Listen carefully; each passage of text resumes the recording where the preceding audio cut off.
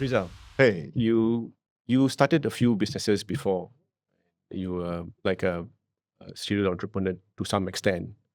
At what point that you decided that the life entertainment was a choice of business that you want to take now and the future? you know how comedians they say that one comic changed their life. Like certain people say Eddie Murphy did, or even George Carlin. But for me, it was Russell Peters.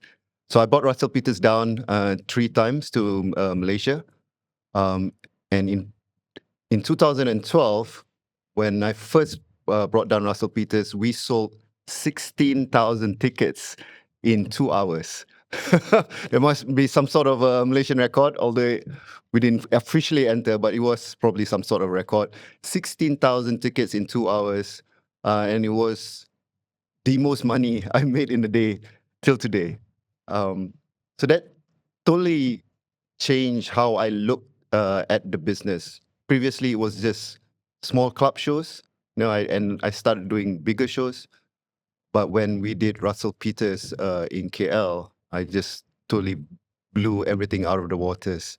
And Russell was such Russell is such an amazing guy. Being able to hang out with him, he loves to DJ, and getting to know someone of that quality, of that stature. In 2012 or in the 2010s, Russell was the biggest comic in the world, and I had the pleasure and opportunity to host him in Malaysia. That's when I decided, wow, okay, I got to do more of this. Right. I mean, that's a very inspiring story to begin with. But can you tell us how did you start LOL Asia? I mean, what made you to go into this? Is that a calling, or you had some inspiration, or there was a mentor behind this? Um, to be honest, the start of LL Asia was pretty much an accident. You know? I was running multiple companies, not at a time, but one company after another, serial entrepreneur, as you mentioned. And then I had this opportunity. I'm always looking out for opportunities, and then I had this opportunity to bring international comedians to Malaysia, from a comic in Australian comic who was down and out of luck, and he was like, I I got cheated by the promoter, and he was complaining, and we were like, why don't we just do our own shows? So at the start, it was pretty much him bringing his friends, all the different comedians that he knows down. Um, and when we started in 2009, nobody knew what stand-up comedy was really. No, hardly. A small population of Malaysia knew what stand-up comedy or live stand-up comedy really is. Um, and I was lucky enough from the start, we blew up. Yeah. We did shows in Zouk KL, Velvet Underground Zouk KL. It's just a small area, 300 seaters, 300 people can fit. And we packed it month after month. It was a monthly show back then. Month after month, we packed it. People love the underground scene, because that at that time, none of it was regulated. Puspal, our regulatory authority, did not even have a category for stand-up comedy. So we just did our thing. There was no censorship. There was just comics coming down to Malaysia with our young comics here, and they were just having a good time making people laugh. Besides Russell Peters, LOL Asia has also attracted other big names like Kevin Hart, Fluffy, Jeff Dunham, Yuna, right? In order to attract big names, this is not an easy task. Probably Russell Peters would have set the stage, but to build the trust that you are able to do this again and again, how that trust was built with the big names? We rode on the momentum. in 2012, after we sold 16,000 tickets, suddenly Malaysia was on the map. Malaysia was never on the map for a stop for comedy. It's always the Western countries, Australia, UK, Canada, US, right? So I brought this to, it's like, I brought Russell Peters. 2013, I went to LA and opened doors to all the big agents, William Morris, Endeavor, WME, CAA, UTA, that time Gersh, Live Nation. We knocked on everyone's door. In one trip, we went to like 7 to 10 meetings. And all I brought was, I'm the guy who brought Russell to KL. We sold 16,000 tickets. And they were like, there's a market in Asia. A lot of them didn't know, or they knew. It was like, oh my God, Russell Peters went to Asia and sold tens of thousands of tickets. So, maybe someone else can come through. So with the Russell Peters ticket, I went to all these big agencies and just introduced myself. And that's when we started to bring in all the different comedians to Asia. And do you see the trend moving in that direction in the next few years, or where is it shifting? Well, there was a story in 2013, and that is 13 years ago. Essentially, things are so much different now. The landscape has changed, and so forth. When we first started, it was, everyone was fighting over a small pie. The market was still pretty small. Stand-up comedy was still very new. And then, we grew the market, but everyone's fighting. Like, promoters kept coming up and so forth. Everyone was fighting over a small pie. So it was kind of tough. So we started growing that pie. And then something totally changed. The big boys decided, I think Malaysia and Asia is ready for them to come in. Big boys, as in like Live Nation, right? Right. Live Nation, AEG, and a few others, international big companies. When they see Southeast Asia, okay, the market is ripe. Let's bring in. So they started opening their offices all over Southeast Asia. So what I'm saying is, there's always a challenge. There is always that challenge. At one point the pie was too small, and when the pie was big enough, the big boys started to come in. It's a different challenge. So today's landscape, I would say, is totally different. But LOL Asia is still here doing our thing, so I'm happy about that. So, in all these things that you have done, what would be your most rewarding success over the last, since 2009? Which one would you point? All right. I'm gonna do the top 7 shows that I feel is most rewarding. And most rewarding is not necessarily the most profitable. I would say most rewarding is the impact that we have to the audience, or to the artists, or to the industry as a general. In general. All right. So number 7, I would say it's Stand Up Asia, a show that we conceptualized with Comedy Central Asia. We did 3 seasons of that. And in 3 seasons, we brought down more than 40 Asian artists down to Malaysia to film for Comedy Central. And every year is a riot, and being able to bring some of the best Asian comics from around. We flew them from Canada, from UK, Australia, all over Southeast Asia.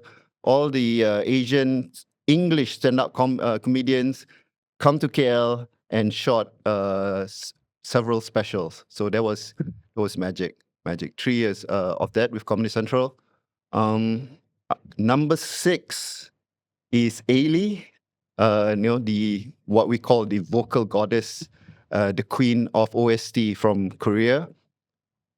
She is gorgeous. She is, she and her vocals are just amazing. We did a sold out show in Megastar Arena, and that was our first show into K-pop. The first show that we did, and brilliant success. Number 5. Okay, so numbers 5, I would say, is Ella in Singapore. Yeah, we did 2 nights of shows in Singapore, and we didn't think that we would sell 10,000 tickets. Initially, we thought we're going to sell about maybe less than 5,000, but we ended up selling 10,000 tickets at the Star Theatre in Singapore. Magic, to see Singaporeans love and adore our Queen of Rock was something really special. So that was fantastic. Number 4, I would say, is when you were young, you idolize a particular rock star, and my idol was Amy Search. And in 2023, when the concert industry just opened up right after the pandemic, we were the first promoter to do a full capacity show at ZEP KL. And it was the launching of ZEP KL that time. We did 2 shows, sold out, 2,500 people packed. And people were like, oh my God, are we actually doing this?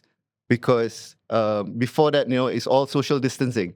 So we were the first concert, full capacity concert right after the pandemic. And for me, I get to work with my idol, Amy Search. It was a really beautiful, emotional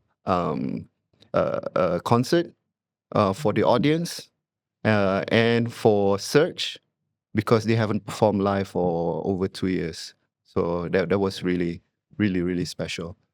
Number 3. Number 3, I would say, is Kevin Hart. I mean, it's Kevin Hart. Yeah. At that point, he was the biggest superstar in the world. He was right about to host the Oscars, and he had a problem with that. But that was the point. I even managed to speak to him a little bit about the Oscars and stuff. He was a little bit not happy. But we did Axiata Arena. 8,000 people came. Just being able to hang out with Kevin Hart. It's Kevin Hart. That was amazing. We managed to hang out a couple of days before the show. So brought him around KL. So that was really, really, really good, really fun. Number 2 is, of course, the guy who started me off, Russell Peters. 3 shows we did. 2012 sold 16,000 tickets. 2015 sold another 16,000 tickets. So from then on, for many years, I was known as the guy who brought down Russell Peters. This is it, Rizal. Yeah, this guy brought down Russell Peters.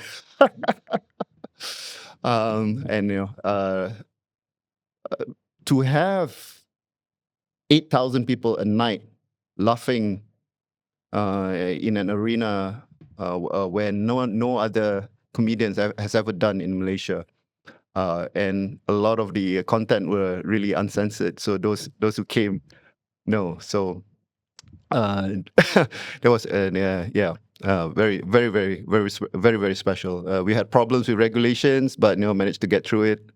All good. And my number one is Kumar Sutra Greatest Hits. So Kumar is an artist that we manage for all international shows. It was right after the pandemic, and Kumar was so hot. We during the pandemic, we just kept on releasing videos, and people relate to Kumar's videos. People are like, "Oh my God, thank you so much for making me laugh. I was so lonely staying at home during the pandemic," and so forth. So right after the pandemic, when we did the Greatest Hits tour, we toured 20 plus cities. Nearly every city was sold out. And in KL, we sold 7,000 tickets essentially in about 40 minutes. So magic. So thanks, Kumar. Thank you. Amazing story. Yeah. Just a point that you made earlier kind of triggered a question on you mentioned the top ones that you feel is not always the most profitable ones. Mm-hmm. So how do you balance this commercial and the quality of comics that come in, and whether they can give you the ROI that you need or otherwise, and you still go ahead? I mean, what's the point of decision that you make at that time? I think it's quite easy, to be honest. 90% of the artists out there who has made it are just genuine, creative artists. So it's not a difficult decision between commercial and authenticity or originality and so forth. Is especially nowadays, right? You put someone on camera, you get them to speak, and automatically people know whether that person is authentic or not. Can that person really sing? I know is the music written original, or even for comedians, are they original? And comedy is all about nuances. You know, you laugh or you watch comedy, you don't even know why you're laughing. It's just the little bits, the little expressions on people, the comics faces, the little movements of the hands and so forth. And it's all about, so essentially the best artists are already commercially viable and they are original and authentic. So essentially we don't really need to make a choice. We just find the best ones. Yeah. You also mentioned about regulation. Wasn't in existence back then, right? How do you compare us with other parts of the world when it comes to regulation around these live entertainments? Are we moving in the right direction? Are we at par, or is there a long way to go? I think Malaysia is really Malaysia is in a spot with this current government that we are moving in the right direction. The regulations are so much clearer. Every year there is an update on what artists can or cannot do, and there's clarity every year. And people always think, oh, Malaysia is so strict, everything will be censored. Actually, no. No, I don't censor my comics. Of course, I tell them, don't speak about, don't make jokes or speak about Islam. Right? You know, that's the religion. Islam is a no. No, don't talk about our politicians or our royalty. For international comics, you know, local comics is a different story. So that's fine. The idea, but other than that, you know, it's all up to the comic what they do and say on stage. But compared to other countries, like Singapore is very strict. You know, Singapore is very strict. You think like Singapore is open? No, I mean they are. When you want to do shows in Singapore, you have to read through tons of documents in order for you to understand what you can or cannot do and to comply. Like Madonna, if Madonna wanted to do a concert, it's like, okay, you know, because the church is stronger, you can't put a cross on stage. Recently, Samuel Beat, comedian from American Palestinian comedian, wanted to speak about Israel. That's no in Singapore. You know, comics can speak about Palestine and Israel issue in Malaysia, but not in Singapore. Very sensitive. In China, K-pop is highly regulated. Very few K-pop artists can perform in China, and for stand-up comedy, there is a They are very careful about what comedians say on stage, because anything that says just a little bit bad about the government, shut down. Yeah. In Thailand, you can't joke about royalty. The most sensitive subject. You say one thing about their royal family, you're done. So every country has different levels of regulation that dictates what can or cannot be consumed in the country. So Malaysia, we are sensitive about the what the artist wears, what the about LGBT, about promoting LGBT on stage. So just as long as we avoid these parts, of a show, we make sure that they're controlled. We're actually pretty good. Are you involved in giving input in building this regulation and policies? Oh yeah. In 2014, me and a group of promoters founded an association called Alive. And Alive stands for Arts, Live Events, Concerts, and Festivals. And from 2014 till today, we continue to lobby for better policies, clearer regulations, essentially finding ways to allow the industry to grow. And if any one of you feel that the concert and live events industry in Malaysia is growing, you got to thank it in part to our work in Alive. We regularly engage the government in talks. I was president for 5 years. I could be sometimes not liked by ministers because I keep pushing. Sometimes to the expense of my business, because if you push too hard, the government can push back.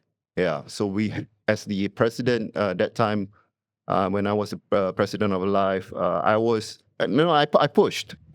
I had the guts to really push the government's button in order for them to change certain regulations. And today, I think we are in the best spot in terms of regulations. There's a lot of allowance. You can see that in the past few years, there hasn't been any major incidents. And any incident that happened, like what happened in Good Vibes and so forth, is managed, and the industry continues to grow.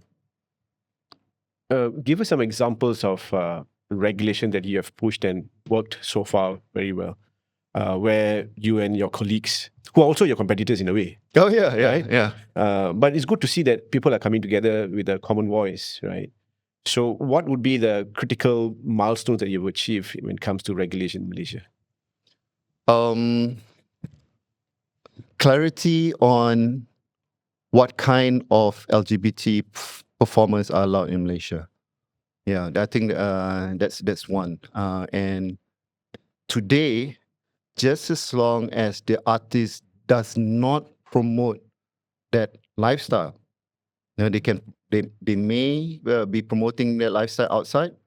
That is something that the government will decide if they are a big promoter of the LGBT lifestyle, whether they are allowed in Malaysia.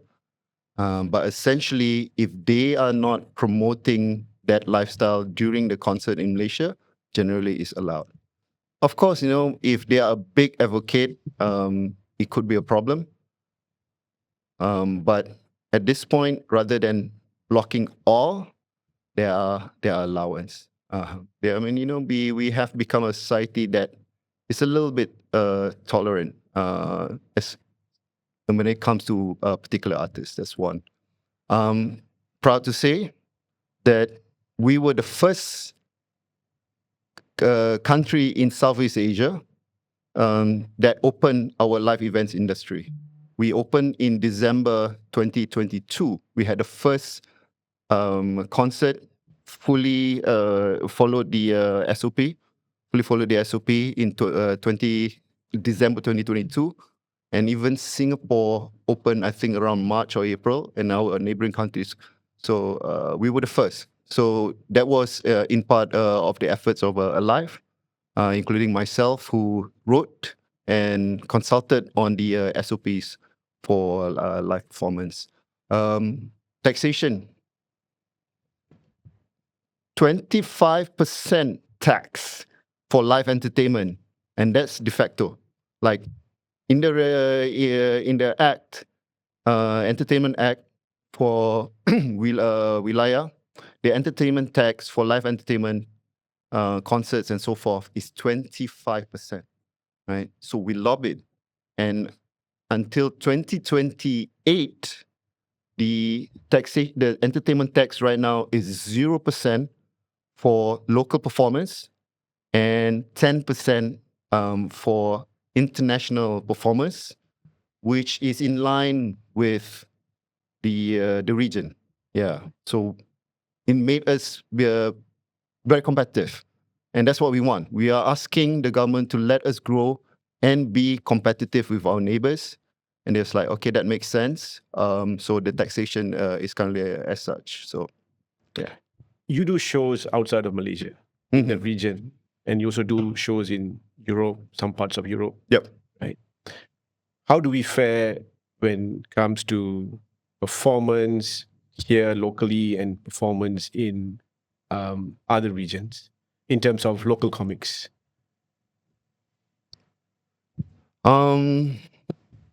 Let's see. Right. I think comedians themselves is able to gauge the level of delivery. And say when you say a comic is edgy, what does that mean?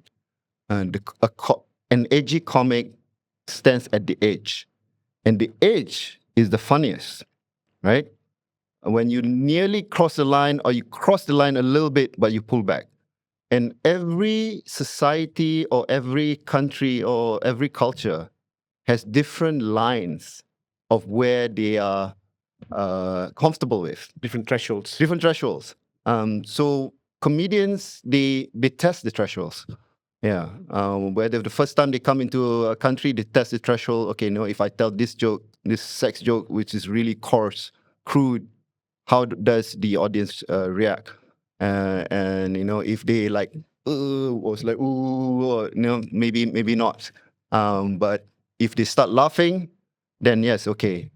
So they always test how far they can go, and they just go right there at the edge, where people will laugh, be a little bit uncomfortable, but they're still entertained. If they cross to a point where people cringe too much, then that's going too far. So in Asia, in general, the comedians don't go too far. Yeah, because Cultural. yeah, yeah. But a lot of people do ask me, like, do you guys censor the comics? No, I see them on YouTube. They go like, they say all this F word and it was really coarse and whatnot. But in Malaysia, they don't. It's like, no, I don't.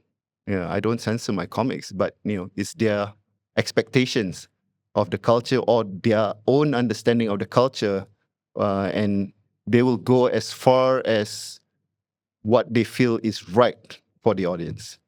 And when did you actually decide this is the right time for LOL Asia to go beyond Malaysia? To be honest, it's just a matter of opportunity. When we were doing comedy in the early days, a lot of comedians were just doing very local jokes, right? And it doesn't relate to the people outside of Malaysia. If you talk about Malay, Chinese, the racial stuff or the political stuff, or local stuff, then it doesn't translate. Or if you do punchlines in Bahasa, it doesn't translate to a lot of countries. And then comedians started having ambitions. It's like, okay, I can do Singapore, I can do KL, Malaysia. I want to do more. Then they start writing international material, and we also encourage. It's like, we have opportunities. You guys can go to Australia, you guys can go to UK, or or the whole of Southeast Asia, but you have to write international materials. So when comedians started writing international materials, that's when the opportunity opened up.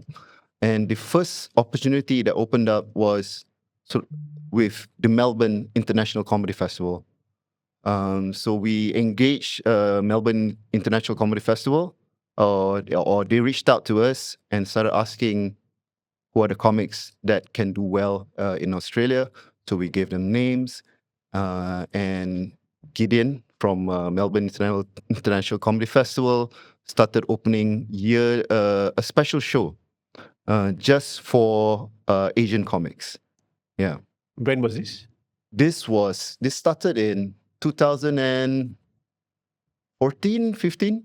5 Yeah. years after you are established here. Yeah, locally. yeah. And then the local comics started performing in Australia first, and Malaysia had the biggest export.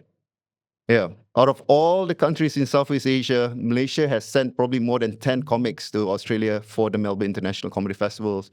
A few from Singapore, a couple from Indonesia, and very few from Thailand, a few from Manila. But Malaysia was sort of like the central place where they select comics to come to Melbourne. And yeah, you name it, all the established comics in Malaysia has all done shows in Melbourne. And especially. you've done shows in London, Birmingham, and where's the one in UK? Manchester. Yeah. Yeah.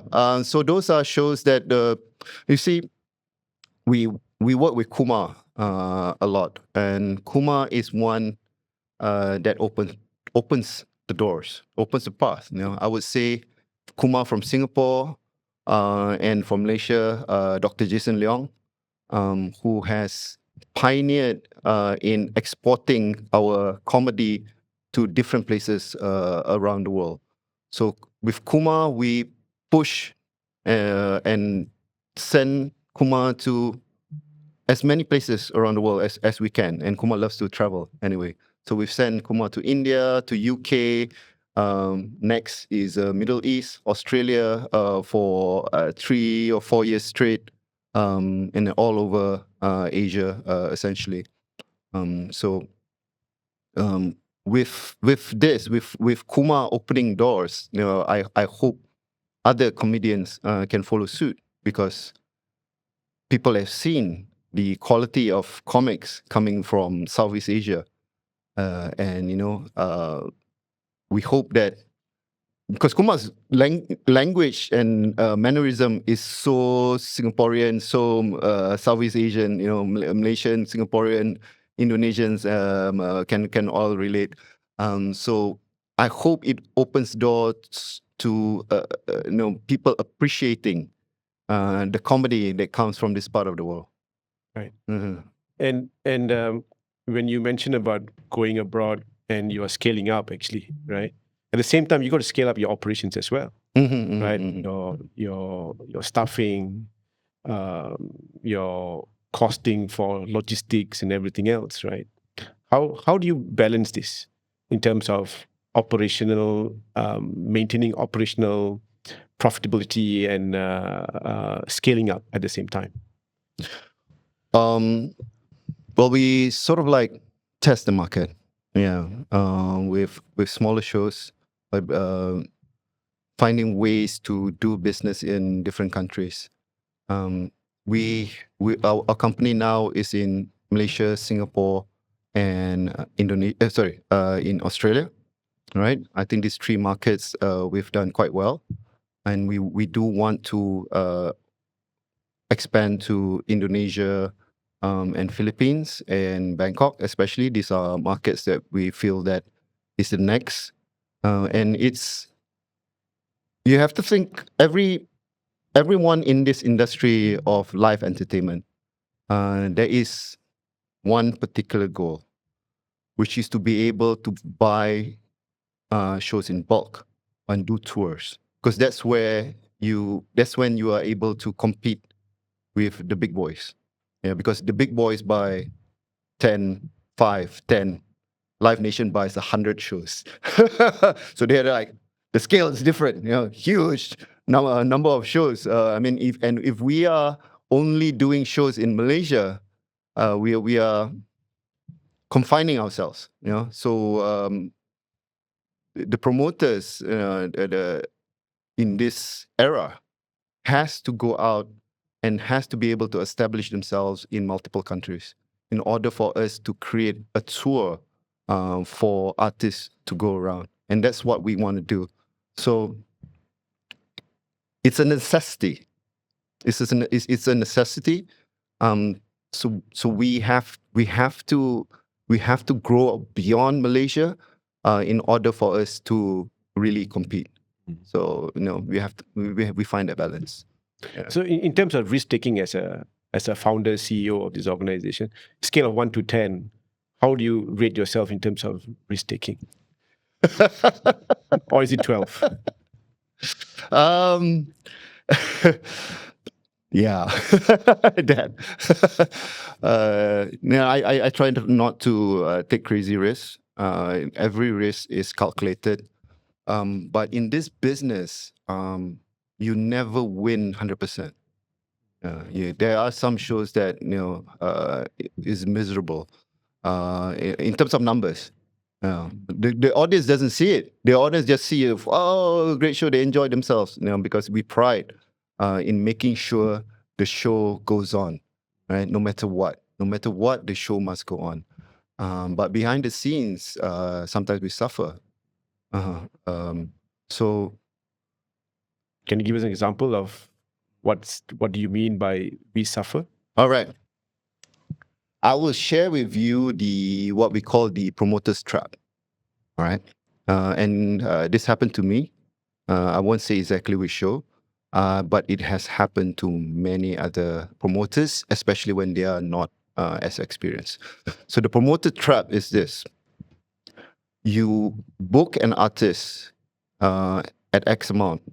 You pay them X amount, right? Guarantee.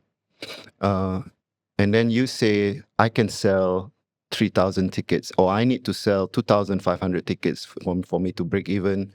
I want to sell like 4,000 tickets in order for me to make a profit. And then due to taking too much risk or miscalculation of the popularity of the artist, and what happens is they don't sell enough tickets. Yeah, let's say you sell 500 to 1,000 tickets when your target is about 3,000 or 4,000. Then you're trapped. And this is a trap where the show must go on, or you will lose the deposit that you put in. The venue deposit, artist fee deposit, the marketing that you spend on all other costs.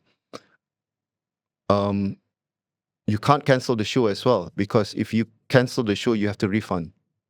There's still a big hole, right? If you proceed with the show, you will still lose tons of money, and sometimes more, because you have to pay the venue full price, the production, the artist, flight, accommodation, making sure the audience are taken care of. So this happens to a lot of promoters. Yeah, people think that this is such a glamorous field, but when you fall into this trap, there is no way out. You will lose tons of money. Yeah, amazing. Mm-hmm. Even if you look at a concert, for example, the amount of work needed to organize a concert, pre, during, and post, it's humongous. Right? Mm-hmm. Mm-hmm. Can you just walk us through what would it take to organize a stand-up comedy show for Kevin Hart, for example? All right. To be honest, stand-up comedy shows are 10%.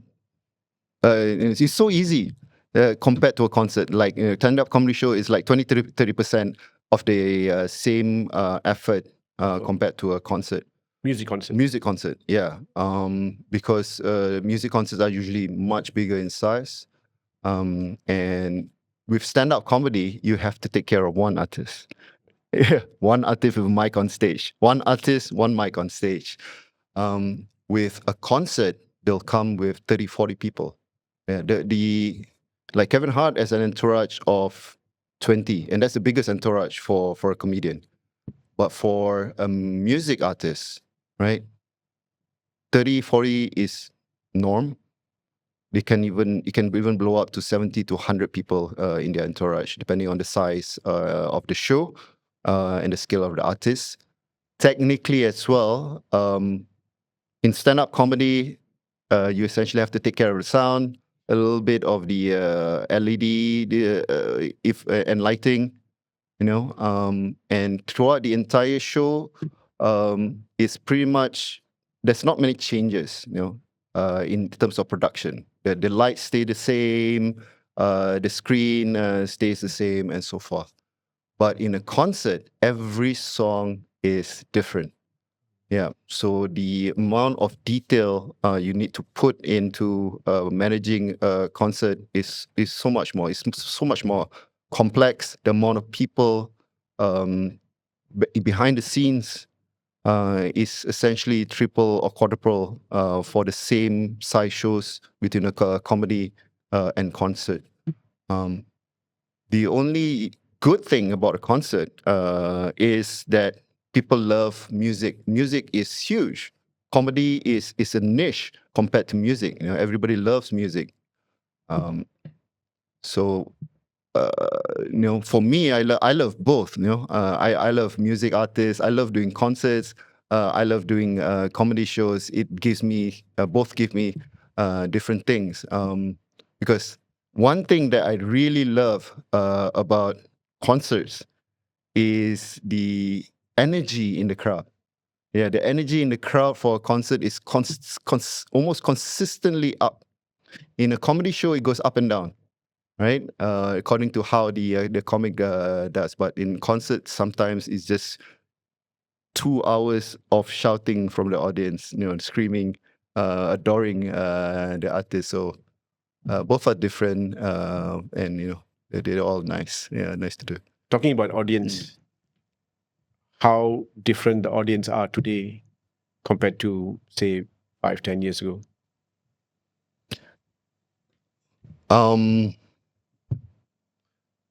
I think the audience appreciate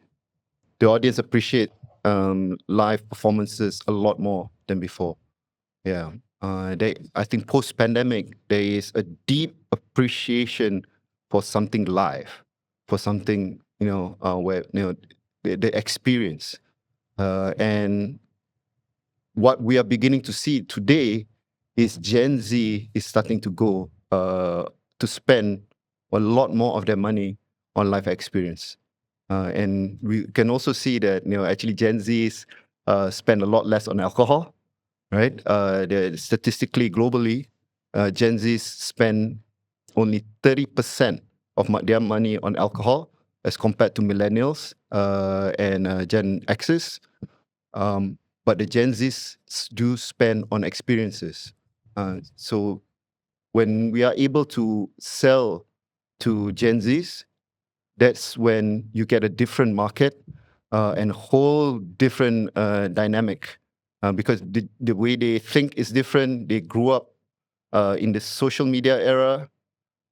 My next full Gen Z event will be Morgan J, the viral TikTok autotune comedian.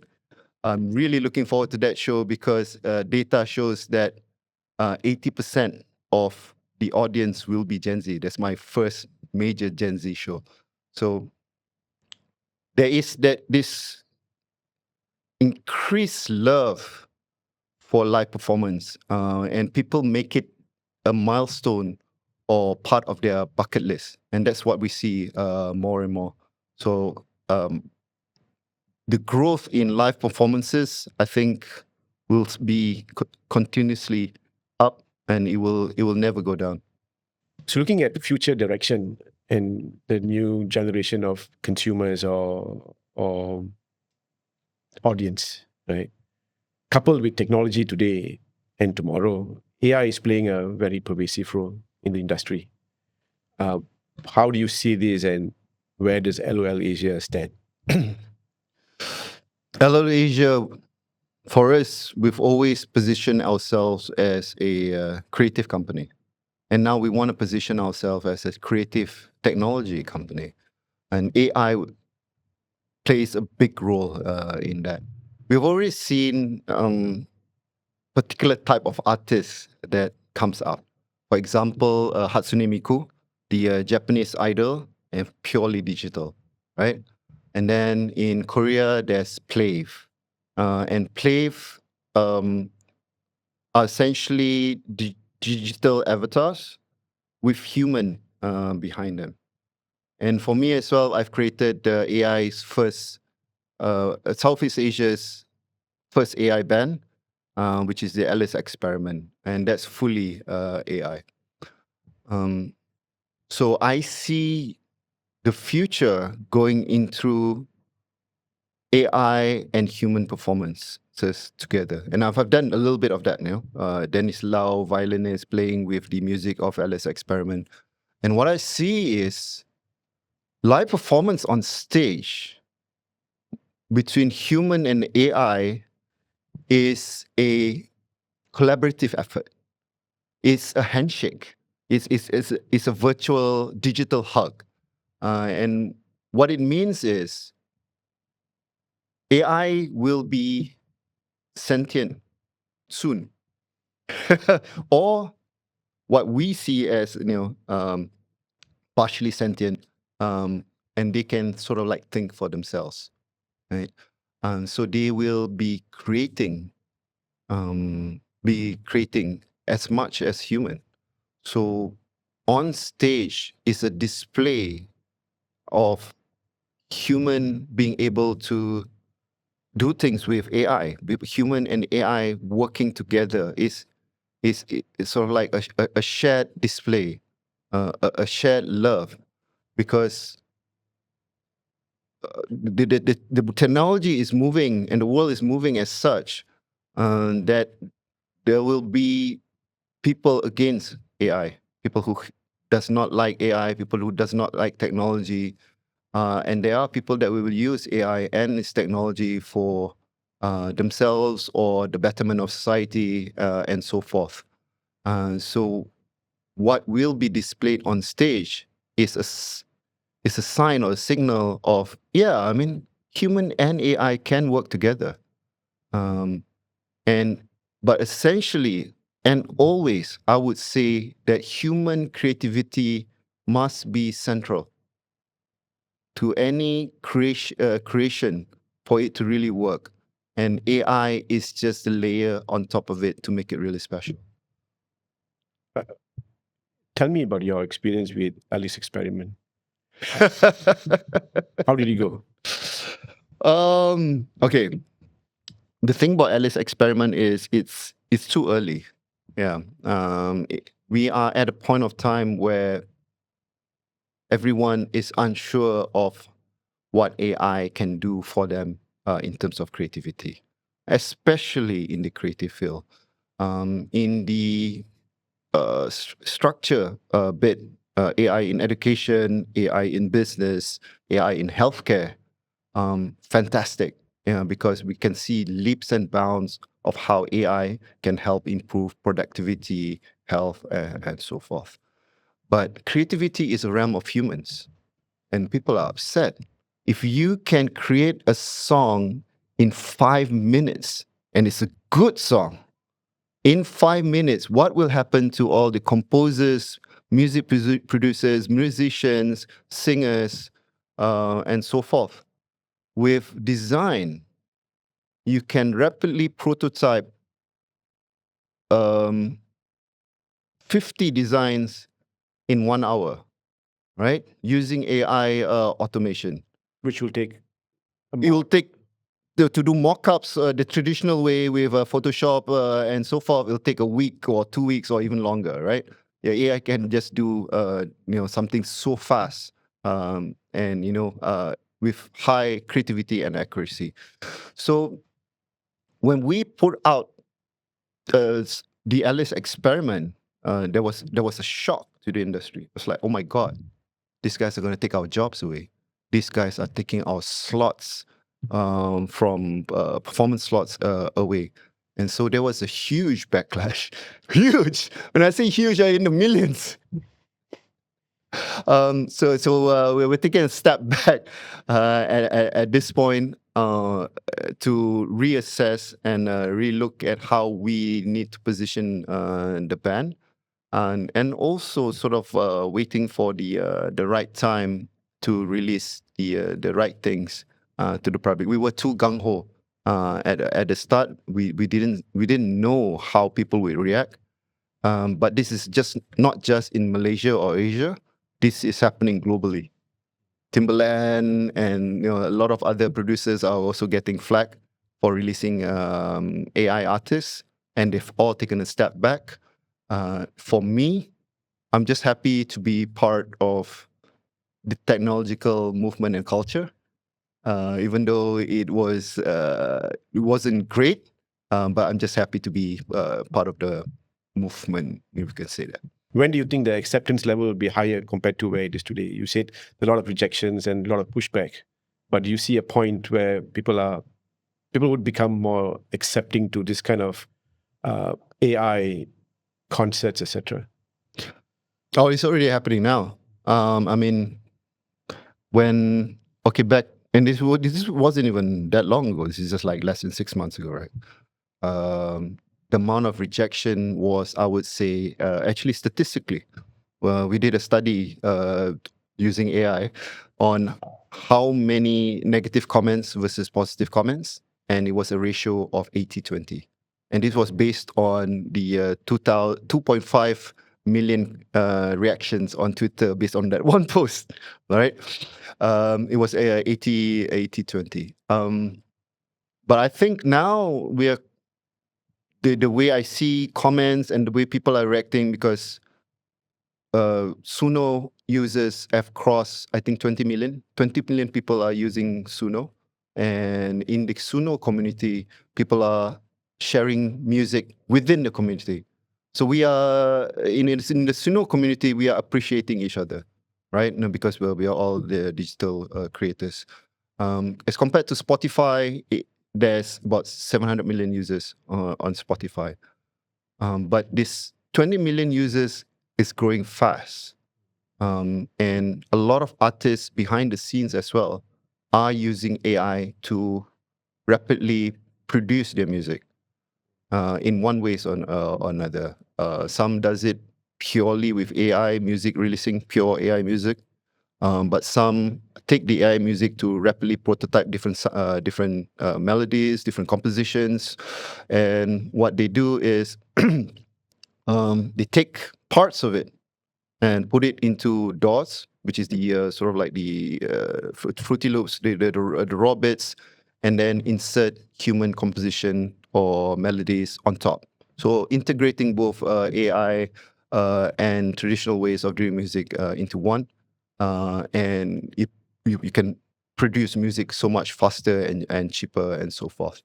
So the acceptance is growing very fast, and the time to bring back the Alice experiment, we'll know soon. I have to look into now. Now is probably not the right time yet, but I would say the time to release them back into the public is very soon. Mm-hmm.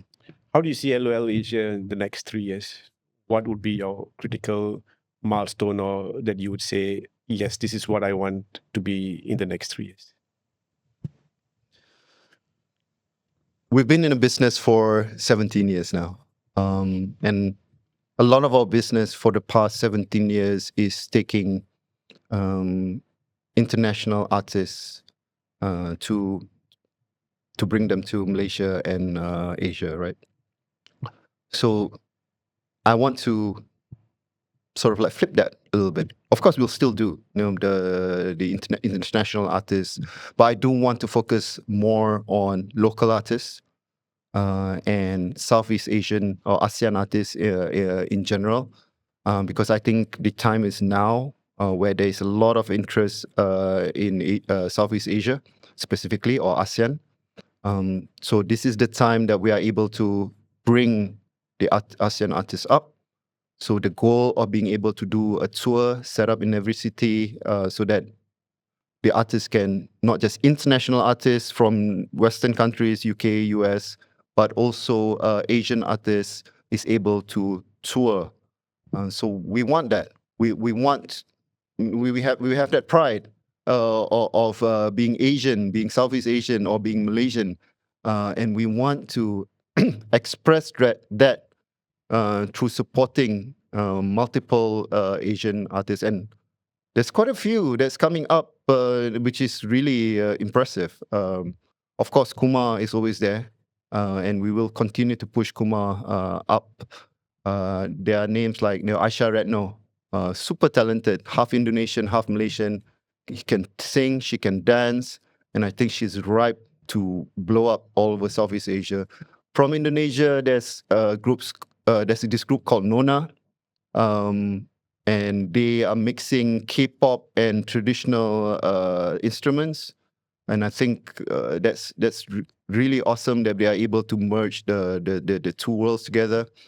Artists like Belle Sisowski, Sarawak traditional music mixed with EDM, and she's doing very well. And she's from Sarawak, right? She's doing very well, and I think she's also part of this new exciting batch of artists that can at least share their music in Southeast Asia, or if not the world. And LL Asia, well, we want to be part of that. We want to be supporting our local and regional artists. We want to build more of our own IPs. So rather than just taking artists from outside, we are building something from the ground up. Takes a lot more work, building something from the ground up. But I think in the long term, and that's what I always look at, in the long term, it will benefit the company more. I can imagine LOL Asia having events, multiple events, and you are overseeing all these things, being extremely, extremely busy. Yeah. How do you actually balance that? I mean, you have such a vibrant sector that requires your time, and how do you avoid getting burnout or exhaustion? See, my view of burnout is when you are doing things that is against your natural self. Yeah. If you love what you do, there is no burnout. Yeah. You for me, I move from one exciting project to another. Then there is always something. The next one is always more exciting than today. And whatever happens today, whether the project does well or not, it doesn't matter, because I always have another exciting project around the corner, and that keeps us going. It's like, oh my God, this is fantastic. Oh my God, we have something even more amazing coming up. Great.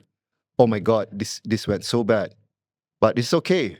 We have something. We have another amazing project to look forward to. So the calendar is always filled with multiple exciting projects that we feel is right for us and has an impact. And that's what keeps the whole team going. When we see that what we do, when we make people laugh, is something special.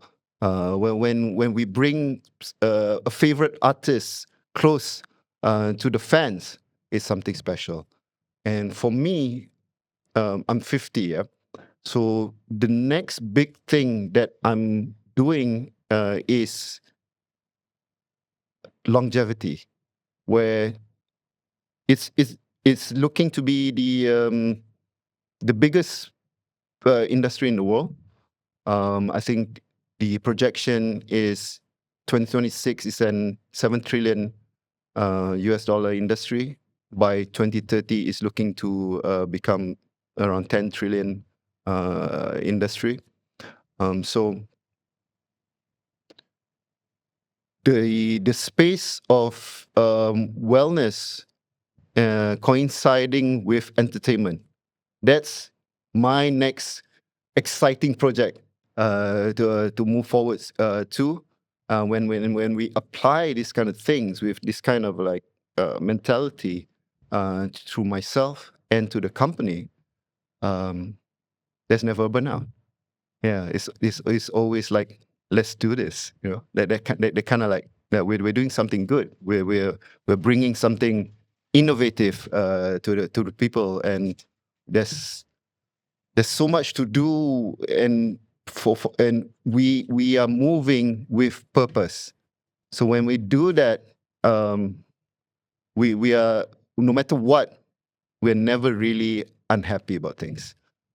Where do you get this energy? Where do I get this energy? Okay. My philosophy on energy, right? The more energy you produce, the more you get. And then energy is movement. Energy is what you project. When you project positive energy, you get it back. So if I continuously project positive energy, I will continuously get positive energy back, and it's just a cycle that goes on.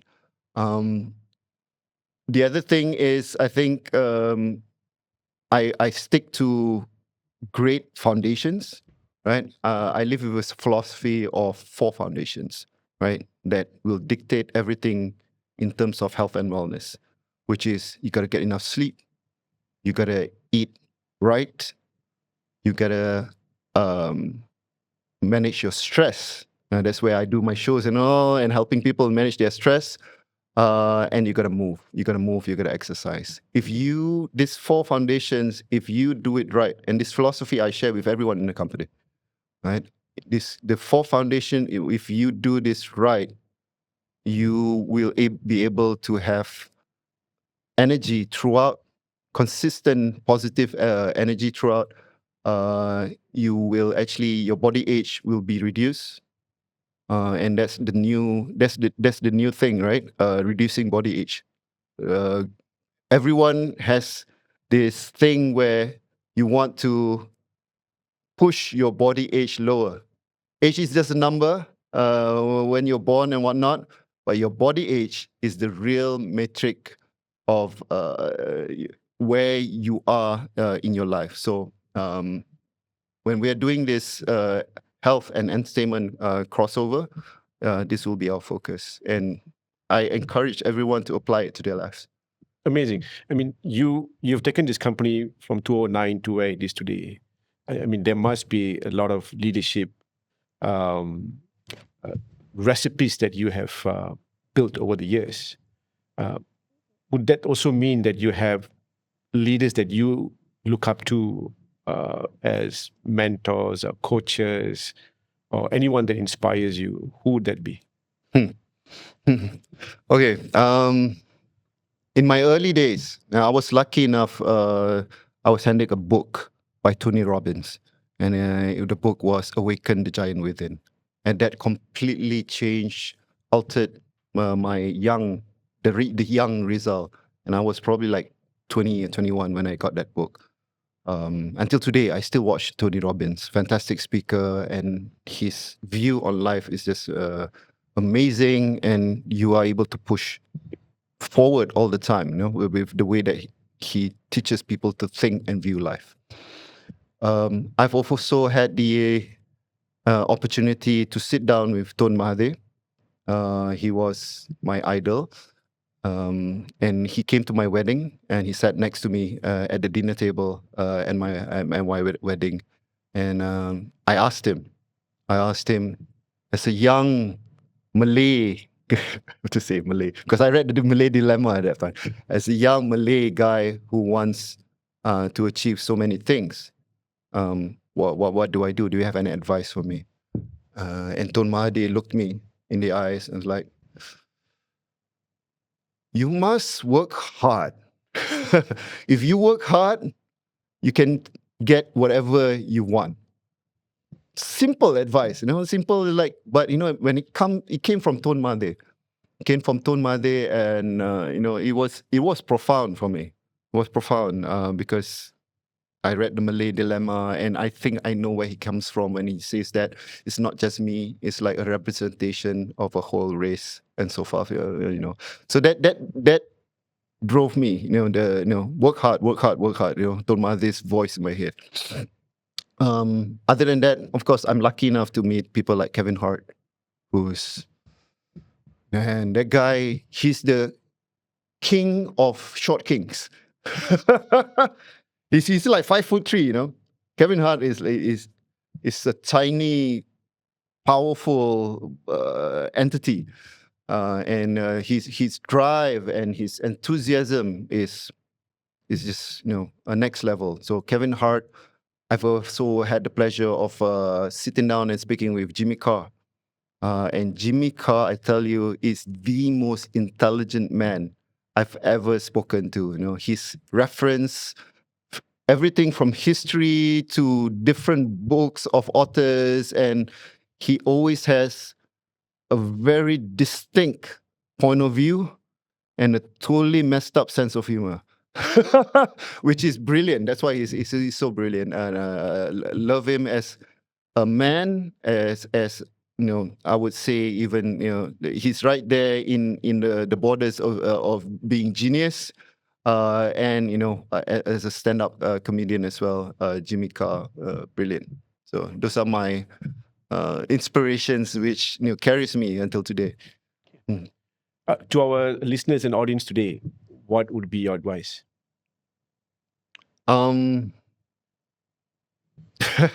Stay strong. You know why? The world is changing so fast. I think time is moving faster than ever because there are so many things happening around the world. So you always have to keep the good and move forward, and not dwell over whatever is happening. Things you can't control, you got to let them go. And things that is control within you, you do what you can. And to me, you have to do things for someone. Yeah, for someone. It could be God, it could be your wife, it could be your children, it could be your best friend. But when you do things for someone, then what you do matters. Yeah, it matters. So every time when you do things, you think of that someone that you're doing things for. Whatever you do matters, and I think that keeps you driving forward. Rizal, it's been a pleasure to have you here with us. It's been fantastic. Yeah. Thank you very much. Yeah. Thank you, Raja. Thank you for having me.